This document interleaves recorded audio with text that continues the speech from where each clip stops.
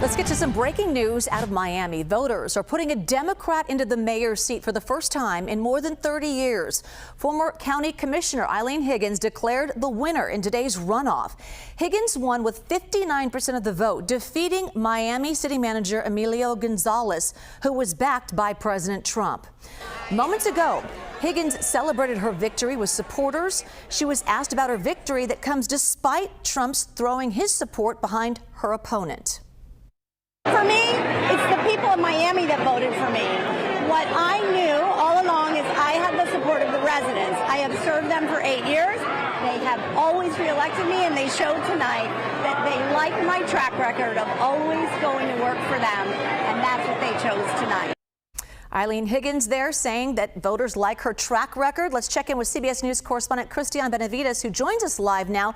Wow, what a shakeup here. The mayoral seat just flipped from red to blue for the first time in decades. So why don't you first tell us about what made this switch? How did she sway voters? What was the change? Well, look, and just to be clear, this is a blowout victory for Democrats. And to put all of this into perspective, the last time the city of Miami elected a Democrat as mayor was in 1993. So for the first time in more than 30 years, Democrats have won an election in Miami. Now, there was a win back in 1997 that was overturned by legal challenges. But I mean, by all accounts, this 20-point victory, hugely symbolic for a Democratic Party that in Florida has been at the receiving end of a number of losses. The state is practically a red state at this point. We saw how the president has won here, how Governor DeSantis has won here. But I spoke to the Democratic candidate prior to the election, and she said that if she wins, it would be in part a referendum on President Trump's immigration policy, which she called sinful. Now, to take a step back a little bit further, the city of Miami has a population that is about 57% foreign born. That's according to the 2024 U.S. Census, and about half are naturalized U.S. citizens who were eligible to vote in this election. And while nationally Hispanic voters trend Democrat, in South Florida, it has always been the case that Republicans have found a stronghold among Cuban, Venezuelan, and Nicaraguan communities who fled communist and socialist governments. However, immigration has reached a flashpoint in Florida, where state troopers are carrying out immigration enforcement. It's become the home to Alligator Alcatraz, the immigration detention center, and the state has a majority of Venezuelan immigrants to the U.S., many of them integrated into the local economy. You have over 250,000 of whom recently lost their temporary protected status. So what Higgins did is she certainly hammered the point on immigration. She also focused on affordability, a huge issue in Miami, and also focused on climate change. There are a number of areas that flood on a regular basis across Miami. So we have seen the effects of changing climate across Miami just by virtue of being here. So those were her three top issues, particularly on immigration and affordability, and it appears to have worked. Yeah, her main message too. We just saw it there. We were putting a statement that she had said just just recently, but basically she wanted to change the tide of chaos and corruption.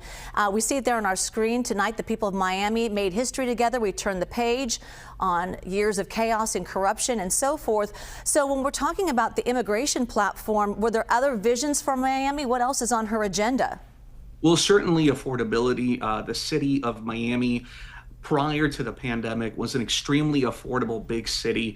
Now you've got a number of large companies, and I spoke to Higgins about this, because you've got a number of tech and finance companies that have moved into Miami that have caused an overall positive effect when it comes to the number of high-paying jobs and building more infrastructure around Miami. But when it comes to people who have lived their entire lives in Miami, they find it unaffordable. It's very difficult to, just to give you an example of this, prior to the pandemic, you'd likely be able to find an apartment in downtown Miami for perhaps $1,500 a month, a two-bedroom, two-bath. Now, closer to $3,500 a month. So that sort of huge increase in the cost of rent has, or even just the pricing for homes that have also skyrocketed.